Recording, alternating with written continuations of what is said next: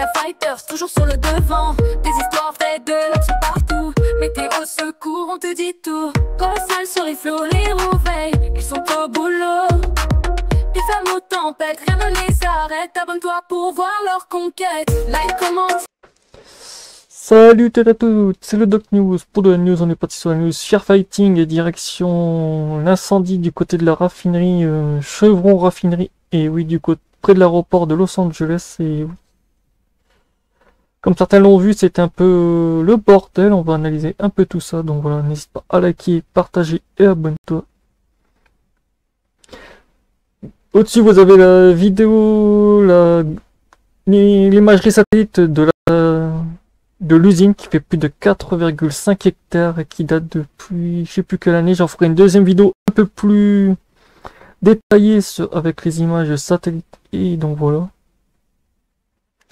Le 2 octobre 2025 à 21h30, une explosion retentit dans une des raffineries les plus importantes de tout l'ouest de l'Amérique, Chevron El Segundo, en Californie. En quelques secondes, une boule de feu illumine le ciel de Los Angeles. Des témoins parlent d'un mini tremblement de terre et d'autres croient à une attaque, mais ce n'est pas un accident ordinaire. Ce site industriel ne traite pas seulement du carburant, il alimente directement l'un des plus gros aéroports les plus fréquentés au monde.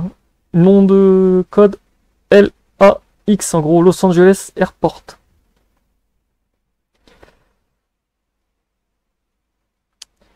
Qu'est-ce que la raffinerie d'El Segundo? Située aux bordures de l'océan Pacifique, collée aux plages de Manhattan Beach, juste à 1,5 km des pistes de l'aéroport international de Los Angeles, la raffinerie Chevron d'El Segundo est la plus grande raffinerie du comté de Los Angeles. Elle traite en moyenne presque 270 000 barils de pétrole par jour. 20% sont convertis en kérosène d'aviation, principalement pour l'axe, 40% pour l'essence automobile et le reste en diesel GPN et produits chimiques.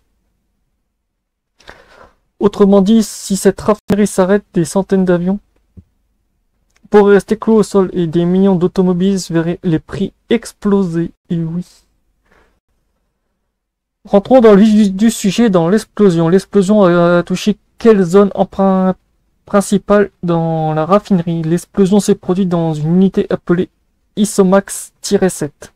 C'est un bloc spécialisé dans l'hydrocraquage, un procédé utilisé dans l'hydrogène sous haute pression pour transformer de lourd huile en carburant plus léger. Ah oui, mais c'est le carburant utilisé un peu dans l'aviation. Moi, je ferai un sujet un peu plus approfondi dessus, peut-être. Voilà.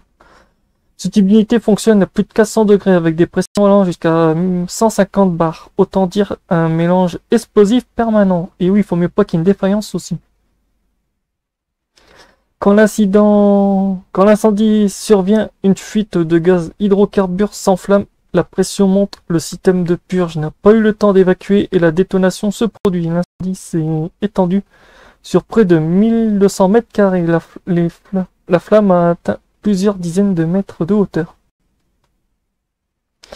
On estime que plus de 5000 barils de carburant en cours de traitement étaient stockés dans les lignes et l'échangeur de cette zone au moment de l'explosion. Ah oui, quand même, ça fait...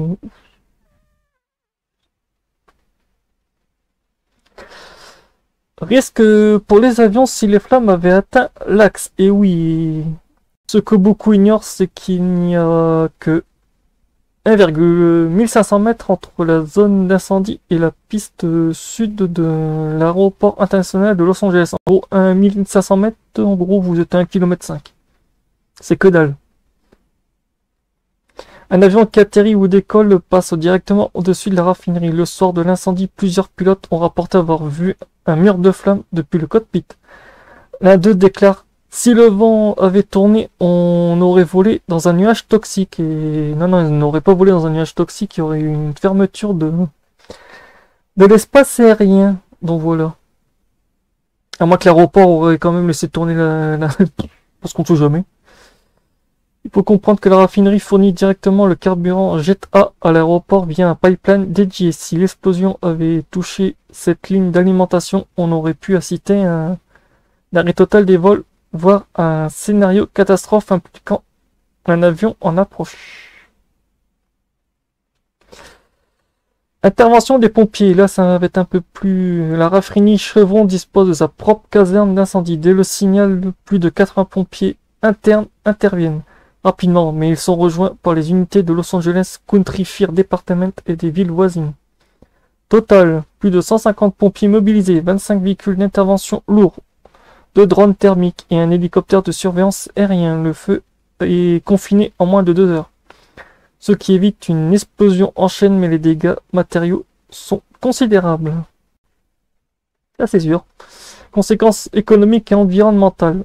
En moins de 24 heures, les prix de l'essence ont augmenté de 10 à 15 centimes par gallon dans la région de Los Angeles. Les autorités locales ont émis une alerte à la qualité de l'air, recommandant aux personnes fragiles de rester à l'intérieur.